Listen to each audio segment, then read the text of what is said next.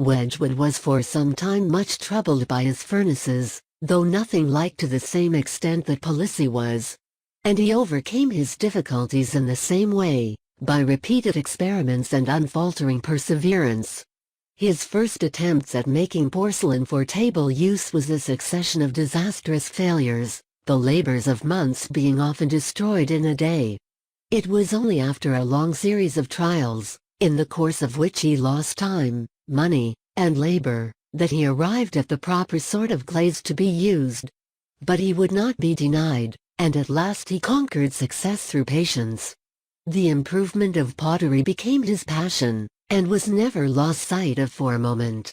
Even when he had mastered his difficulties, and become a prosperous man, manufacturing white stoneware and cream-colored ware in large quantities for home and foreign use, he went forward perfecting his manufactures, until, his example extending in all directions, the action of the entire district was stimulated, and a great branch of British industry was eventually established on firm foundations.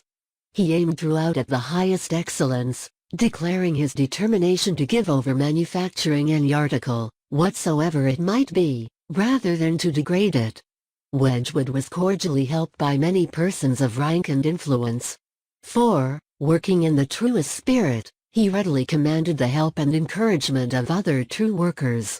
He made for Queen Charlotte the first royal table service of English manufacture, of the kind afterwards called Queen's Ware, and was appointed Royal Potter, a title which he prized more than if he had been made a baron. Valuable sets of porcelain were entrusted to him for imitation, in which he succeeded to admiration. Sir William Hamilton lent him specimens of ancient art from Herculaneum, of which he produced accurate and beautiful copies. The Duchess of Portland outbid him for the Barberini vase when that article was offered for sale. He bid as high as 1,700 guineas for it, Her Grace secured it for 1,800. But when she learned Wedgwood's object she at once generously lent him the vase to copy. He produced 50 copies at a cost of about 2,500, and his expenses were not covered by their sale. But he gained his object, which was to show that whatever had been done, that English skill and energy could and would accomplish. Wedgwood called to his aid the crucible of the chemist, the knowledge of the antiquary, and the skill of the artist.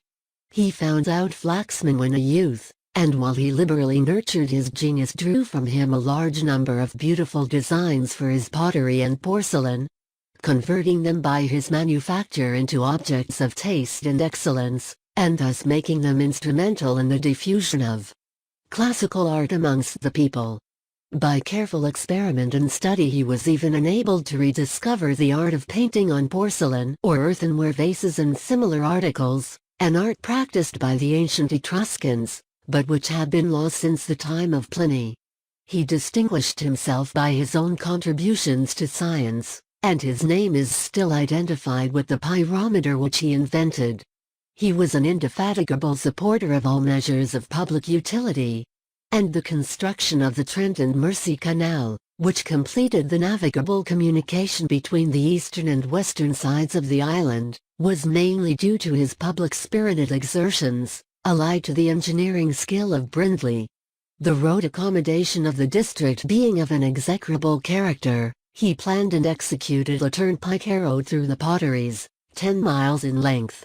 The reputation he achieved was such that his works at Burslem, and subsequently those at Etruria, which he founded and built, became a point of attraction to distinguished visitors from all parts of Europe. The result of Wedgwood's labors was, that the manufacture of pottery, which he found in the very lowest condition, became one of the staples of England. And instead of importing what we needed for home use from abroad, we became large exporters to other countries, supplying them with earthenware even in the face of enormous prohibitory duties on articles of British produce. Wedgwood gave evidence as to his manufactures before Parliament in 1785, only some 30 years after he had begun his operations, from which it appeared that instead of providing only casual employment to a small number of inefficient and badly remunerated workmen, about 20,000 persons then derived their bread directly from the manufacture of earthenware. without taking into account the increased numbers to which it gave employment in coal mines, and in the carrying trade by land and sea, and the stimulus which it gave to employment in many ways in various parts of the country. Yet, important as had been the advances made in his time, Mr. Wedgwood was of opinion that the manufacture was but in its infancy, and that the improvements which he had effected were of but small amount compared with those to which the art was capable of attaining, through the continued industry and growing intelligence of the manufacturers, and the natural facilities and political advantages enjoyed by Great Britain. An opinion which has been fully borne out by the progress which has since been effected in this important branch of industry. In 1852 not fewer than 84 million pieces of pottery were exported from England to other countries, besides what were made for home use. But it is not merely the quantity and value of the produce that is entitled to consideration, but the improvement of the condition of the population by whom this great branch of industry is conducted. When Wedgwood began his labors, the Staffordshire district was only in a half-civilized state. The people were poor, uncultivated, and few in number.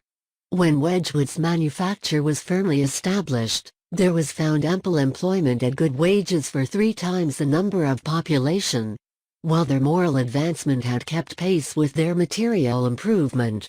Men such as these are fairly entitled to take rank as the industrial heroes of the civilized world. Their patient self-reliance amidst trials and difficulties, their courage and perseverance in the pursuit of worthy objects, are not less heroic of their kind than the bravery and devotion of the soldier and the sailor, whose duty and pride it is heroically to defend what these valiant leaders of industry have so heroically achieved.